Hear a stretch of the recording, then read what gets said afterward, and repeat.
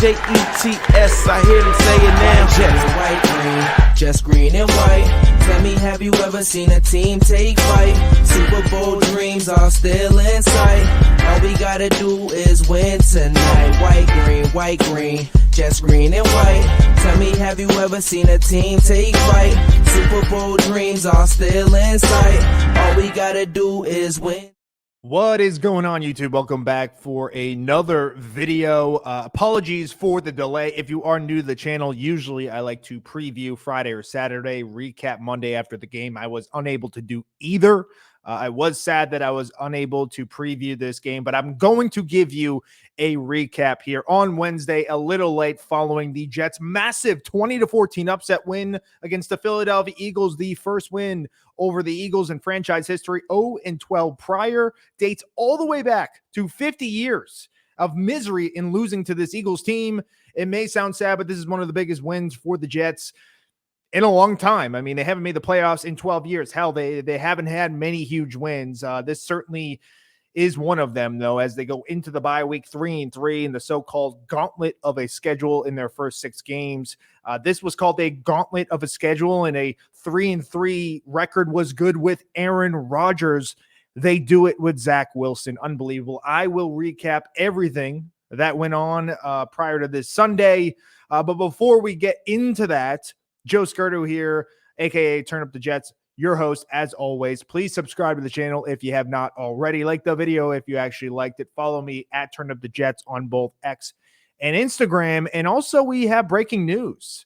Mecole Hardman has officially been traded back to the Kansas City Chiefs in exchange of late-round picks.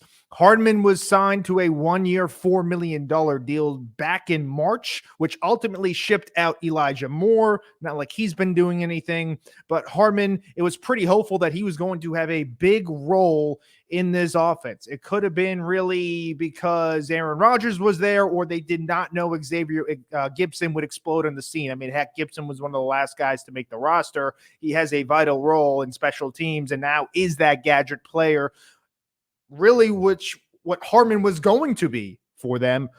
Gibson clearly outplayed him, and it sends a 7th-round pick in Hardman to the defending champion Chiefs, and the Jets get exchange of a 6th-round pick. Both draft picks are 2025. Listen, you could be pissed about it. You should have got more. Really, you can't. I mean, the Jets defeated all their leverage. They literally healthy scratched him in week 5. I think he had 1 target last week against the Eagles. He was playing a little below 10% of snaps for the entire season, just a non-factor of all 6 games, really. I mean, it's going to be like he was never gone, honestly, or never there, rather. It was like week 8 is going to be the same thing as week 1 through 6 with him on the roster because he just was a non-factor. The Jets decided not to play him. They clearly like Gibson better. I'm not upset that they like Gibson better. It's just, you know, maybe they could have targeted a different receiver. I don't know who that would have been in the free agent market at that point in time, but I do have a hot take. I think the Jets will add another receiver here via trade. They have some picks in their disposal. They got an extra one with this draft pick. Yeah, a 6th-round pick doesn't sound sexy, and they're not going to go for an all-pro type of receiver, but I will make the hot take that I think Jerry Jeudy could potentially be a target for the New York Jets. That's pure speculation off of me. I have no sources. It's purely off of speculation, just because I think and almost know that the Broncos will trade Jeudy. It's been known, even dating to last year. It seems like their asking price was a little too heavy, or a little too steep, rather, is the better word for it, for teams who were interested in him. He's clearly struggling. That team stinks. That offense stinks. They might as well trade him for picks because they've traded mostly all their picks for their head coach and their quarterback, who have massively underperformed as they are 1-5. Sorry, Broncos fans, but it's the reality. I think they should trade Jeudy. Sutton is probably still going to be the guy there. Jeudy is young. He is an expiring contract, I believe. I think the Jets should take the shot unless he's going to be a headache. I really don't think he is. I think that was just pure emotion with the Steve Smith thing. I don't really give a shit about that. I don't necessarily think he is going to be this distraction to the locker room at all. So for me, I would take a chance on Jared Jeudy, maybe a third rounder. That's probably as far as I go. And I think that's what you're going to get for him. I mean, I don't see, Claypool went for a second round last year. I don't want the Jets to throw a second round at him. They already lost the second rounder this year. I guess it doesn't really matter because they get the second round next year. When they're going to lose the second round next year, rather, because of Rodgers. He didn't play the percentage snap. So I think that turns into a second rounder instead of a first. So I would just elect to keep that pick. But for me, I mean, you might as well try to explore the idea of someone like that, because is Lazard, Wilson, and Cobb going to get the job done? Personally, I think you need a little more weaponry, even though you might not be able to use them in as much as you want to in different offenses, just due to the fact that how the Jets offense is built around Zach Wilson. But I still think they got to add another weapon, and I think they will. Like, I don't think they're just going to sell. They're 3-3. They're right in it. I believe they're 8th in the AFC playoff picture right now, right behind the Browns and the Steelers, who have played less games, both 3-2. Very likely could have the same record. Obviously, if they lose this week, and I don't think they're playing each other.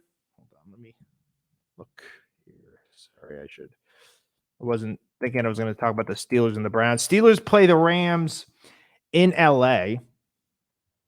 Uneasy game, especially with the Steelers struggling on offense, but a really good defense. And the Browns are in Indianapolis. I don't know if Deshaun's going to play. Again, really good defenses. Well, all three of those teams, Browns, Steelers, Jets, are really similar right now. Haven't got much on offense, but probably have three of the best defenses in football at the moment, and have just wreaked havoc for the quarterbacks. But yep, Hardman, thanks for the memories. 6 games, 10% of snaps. I don't really have a reaction to it. It doesn't surprise me at all. I knew he was going to get traded as soon as they said he was going to. The Chiefs just made way too much sense. It's like they should have just signed him anyway. I don't know why they didn't. Sky Moore, Rashee Rice, Kadarius Toney, those guys clearly aren't MVS. Those guys clearly aren't getting it done at the wide receiver position. I do think Mahomes needs another guy, a familiar face. So Hardman goes to the Kansas City Chiefs, and the Jets now wait and see. Well, Jets fans now wait and see if Joe Douglas pulls the trigger on a trade. I think he should. I think he needs to buy a little bit. You have to. You're 3-3. All these rumors that Aaron Rodgers supposedly might come back, as ridiculous as week 15, 16. I saw even week 12. I think that is absolutely banana land. I don't buy it.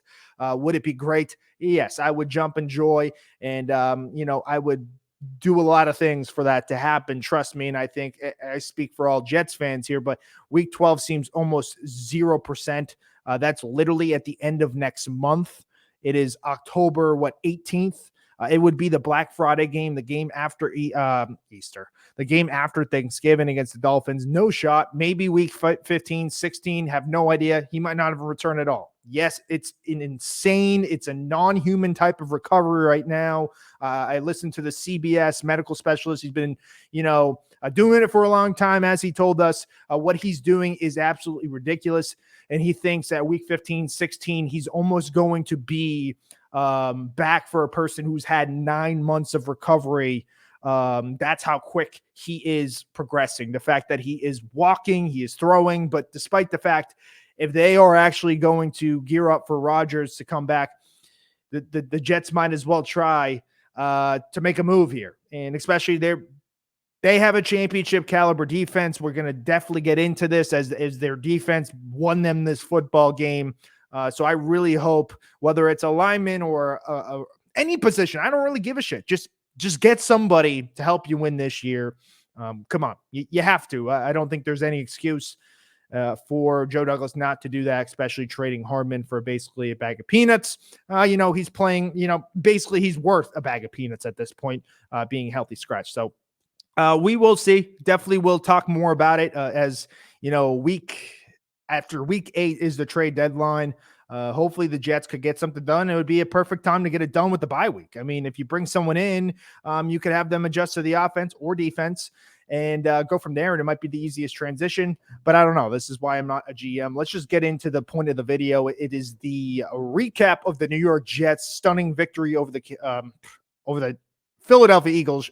I'm talking about the Chiefs too much. It should have been the Chiefs a few weeks back. We get it why it wasn't. But over the Philadelphia Eagles, the Eagles came into that game as the only undefeated team at 5-0 because at 1 o'clock, the 49ers were upset by the Browns as their rookie kicker shanked it to lose the game rather and win the game for the Browns with their third string quarterback in PJ Walker, who they literally just signed last week.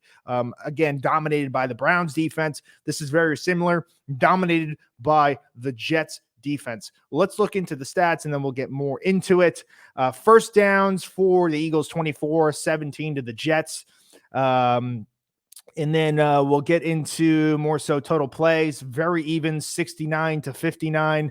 Time of possession, also very even, 30-44, 29-16 in favor of the Eagles as well. Third down efficiency, 7 for 14 for the Eagles. They completed 50% of third downs, which is very impressive, especially only getting 14 points. That's a kind of a head scratcher. The Jets still miserable on third downs, 2 for 11. Something has to change on the red zone, and something has to change in third down. It's just not going to get the job done. It's not sustainable, the Jets to win going 2 for 11. They are by far the worst team on third downs this season. They were also 0 for 1 on fourth down, tried a 4th and 5. They threw about at 4 yards, 1 yard short to Tyler Conklin on the right side of the sidelines. Kind of a dumb play because you want to get over the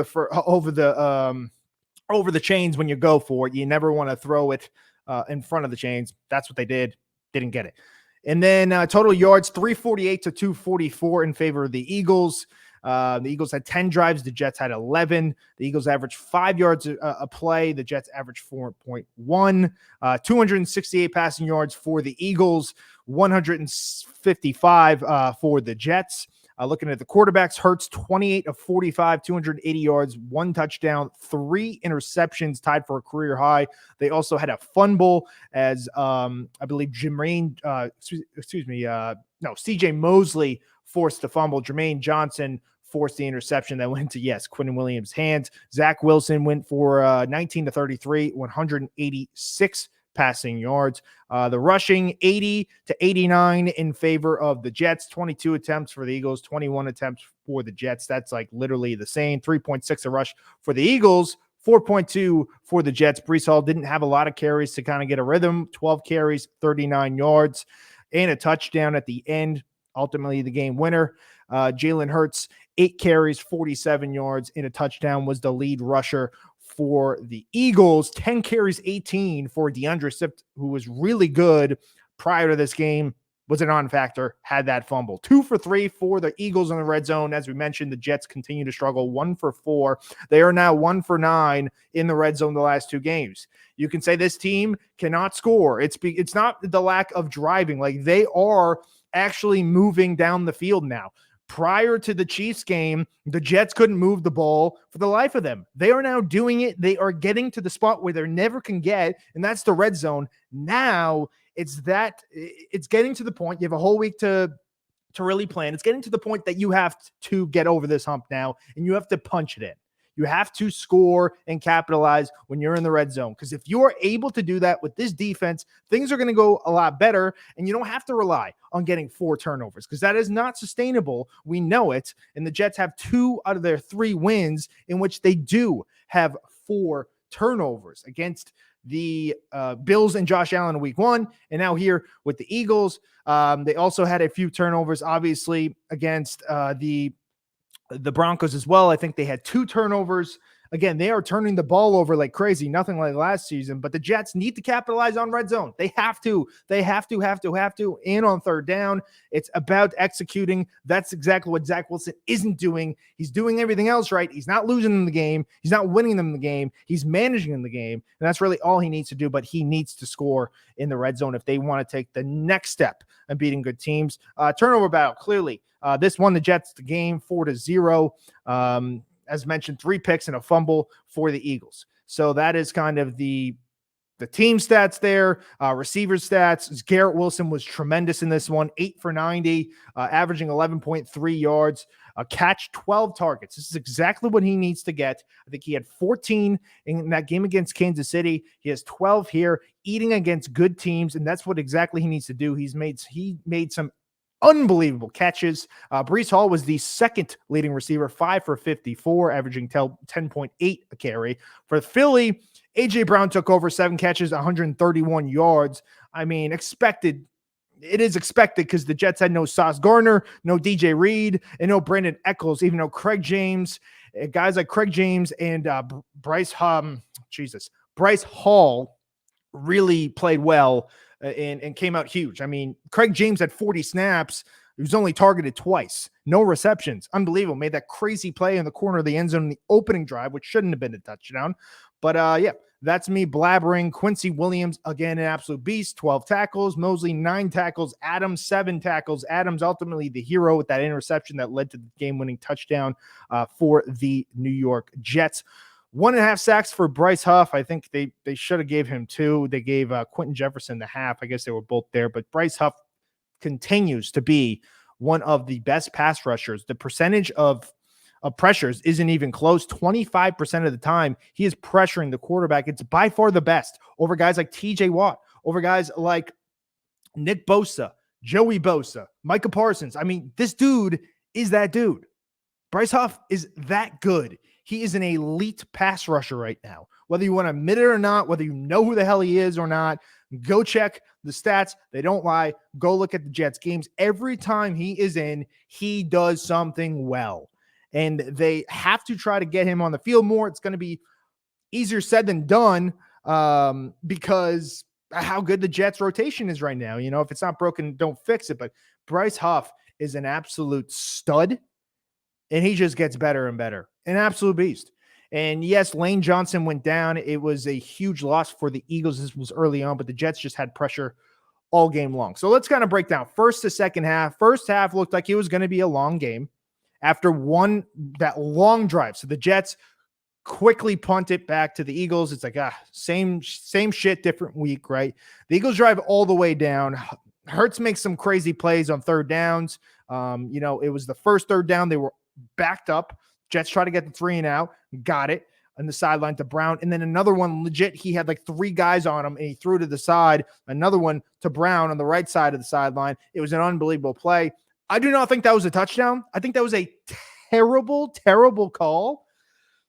I'm getting aggravated just thinking about it because the Jets shouldn't have been in that situation. Yeah, he would have been on the 1 yard line, but it was an awful call. Like his knee was clearly down. I think he was almost down on the 2 yard line. Like I really don't think he got the first down there. I think the Jets stuffed him. And the fact is, if they called it on the field touchdown, okay.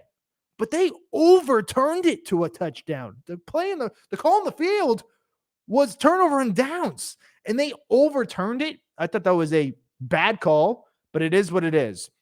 And then they go and score again for Swift. It's 14-3. And this is when the turnovers start to kick in a bit. The Jets had that big play with Quinnen Williams, and then the Bryce Huff interception.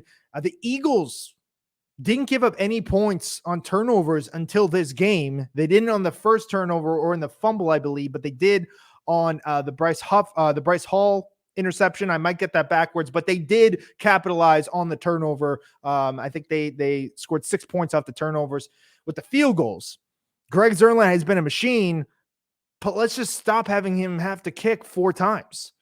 You know, he was 5 for 5 last week. He was 4 for 4 this week. The first one barely snuck in. So it's 14-3. Ultimately, the Jets get it to 14-9. They were close to scoring. Zach Wilson took a tough sack. In the red zone, they just stalled. So 14-9, and then they make it 14-12 late in the game. This game wasn't a lot to talk about in the offensive side.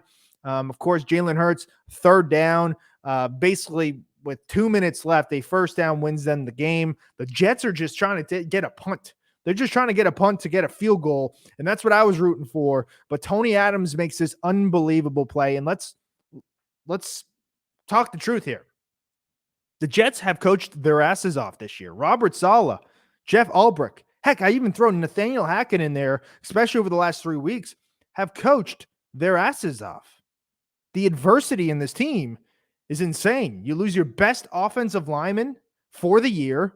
You lose your Hall of Fame quarterback for the year. Joe Tippmann went down during this game. You were without your top 3 corners. You had 2 guys come off the practice squad and start. Bryce Huff had to be the number 1 corner, who I think really stepped up as well. Craig James, we talked about him already. And not to mention, not just your corners, you're probably one of the best duos in the league in terms of corners, with an all-pro and a rookie of the year, Sauce Gardner, with a guy who should be a Pro Bowler in DJ Reed. Like, those are huge losses. And the Jets were without those guys, and they still managed to win. And Tony Adams didn't even mention about really crediting himself. He said, my coaches set me up. My coaches put me in the right direction, right position to intercept that. My coaches told me to show Jalen Hurts like I was blitzing and came off, and Hurts had no idea he was there. He picked it off, almost housed it. Jets score at first play after that with Breece Hall running it in. I think the Eagles let him score. So the only time really the Jets scored a touchdown was because the Eagles let them score. So they're 1 for 9 in the one time the Eagles tried to let him score. But anyway, the Jets stop him. 4th down, he had a check down. Jalen Hurts could have got that first down, extended the drive. Instead, he throws a bomb in triple coverage. Thank you. Thank you for doing that. I think it was just more so they had him rattled. I never seen Jalen Hurts look like that. Probably dating way back to his rookie year. That was really the only time. He's played, 44 games. He's only threw 3 picks twice, including today or Sunday. And that's just credit to the Jets defense. It's credit to Jeff Ulbrich being able to game plan without essentially two of your best top 5 defenders, arguably one of your top 2. I would say Sauce Gardner and Quentin Williams are the best, but let's talk about Quincy Williams as well. He keeps eating. He had that big hit in 3rd down that it went to the 4th down that led to the game, game-winning deflection to decide the game when Hurts decided to go deep late in the game. Quincy Williams is an absolute stud. He's playing like a Pro Bowler. It seems like every single week, him and Mosley lead the team in tackles. Every single week, he has electric tackles, electric hits. He had that fumble recovery when CJ Mosley smoked Swift. He recovered. He was bobbling. He was trying to take it to the house, but he ended up going on top of it, but he had a turnover. His brother had a turnover. Quentin Williams had his first interception. It's just a lot to gather. This game was such a great defensive game. I could be negative and say that the offense needs to figure it out, but we all know that. We know the offense needs to play better. Not to mention, this is a good Eagles team. Like, the Eagles are the Eagles. They just went to the Super Bowl.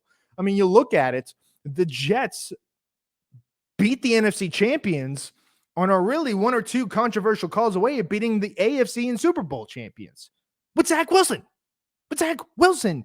And I know we kind of talked about this narrative last year, but I think things are different. I think the Jets have more talent. I think the Jets are more confident. I think Robert Saleh is a better coach this year. It's all about the experience. I think this is a really good coach, like a really good coach team. Like, they're coached really well right now, and it shows on the field. Like, that shit we saw in Hard Knocks is real. These players are bought into Robert Saleh. There's no doubt about it. And he is coaching his ass off, and his staff is coaching their asses off. So hats off to them. The defense was terrific. The offense, we got to get better. Zerline was able to do it. Yes, it's not sustainable, but a win is a win. Like, the Jets were 7-point underdogs at home. They had no shot. They were 0-12. This was a game you circle on your calendar and say, we could finally beat the Eagles because we got Aaron Rodgers. That wasn't the case, and they still go and win. I think his presence, Rodgers, has been tremendous. He was in the sidelines. He had the headset on. Loved it. We all pumped up before the game because he's throwing. All good vibes for the New York Jets. It was a wild game. It was a stressful game. It wasn't the prettiest win. It was a win. It was a grinding win. And the Jets continue to finish football games. Like, they may not start off well. They have to. They got to start doing that. They can't be falling behind. But them in the second half, the adjustments, this is why I talk about coaching. The Jets have given up 31 points in the second half in their first 6 games. 1 touchdown. One touchdown in the second half this year. That is insane. That's a crazy stat. That's like 2.5 points a game that they are giving up. Almost a field goal a game that they are giving up in the second half. That is it.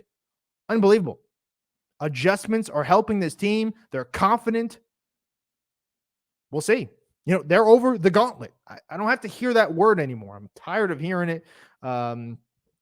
With the Robert Saleh, the embarrassed comments, I love it. I don't really give a shit. Talk your shit, man. Be cocky. He has the right. You just beat one of the best teams in the NFC. They were the only team in the NFL that was undefeated for a reason. Say what you want, that, guys were hurt. Like, the Jets had guys hurt too. Like, I get Darius Slay and Jalen Carter were out, and I get Lane Johnson left, but the Jets were out with the top three corners. If we want to talk about it, we already said what they were missing in their offense. I mean, spade is spade, right? Isn't that the saying? The Eagles were 5-0. The Jets were 2-3. They weren't given a shot, and they win this game. So hats off to the Jets. Their schedule gets a little lighter. They play Giants week 8. That's a must-win game. It's a huge game, and that is not an easy game. In New York, technically, is the away team. The Giants need a win. The Giants should have beaten the Bills.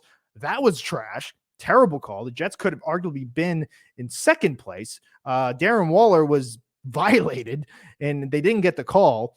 He was violated back-to-back plays, actually, and it was a tough one to watch. I was definitely rooting for the Giants, but that Giants game's going to be tough, and then you play the Chargers on Monday night, and then the Raiders on Sunday night, and then you have that short week, and you play the I think it's the Black Friday game, then the Bills, or the Bills and then the Black Friday game. I'm not sure. It's one of those two. Those are the next 5 games you play.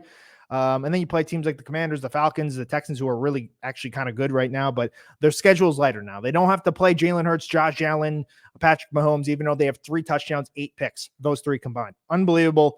Not to mention and a fumble from Josh Allen. So 9 turnovers of those 3 guys, arguably top 3 out of the 5 best quarterbacks. Some could say those are the top 3 best, but Joe Burrow probably has something to say about that as well. I'm going to stop blabbering. That's really all I got.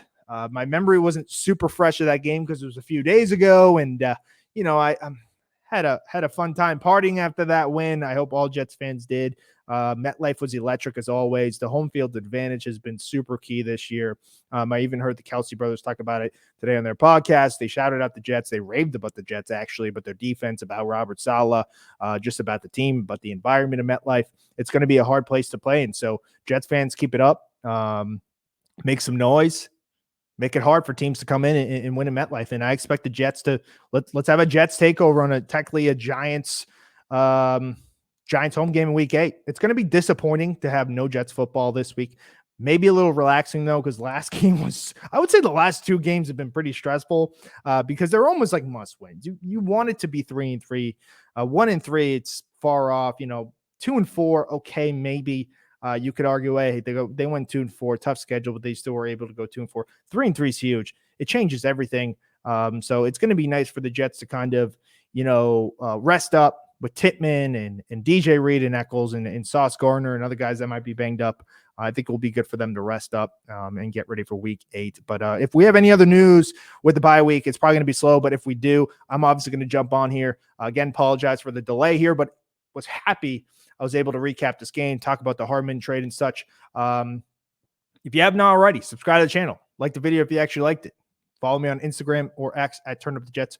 All one word. Until next time, see ya.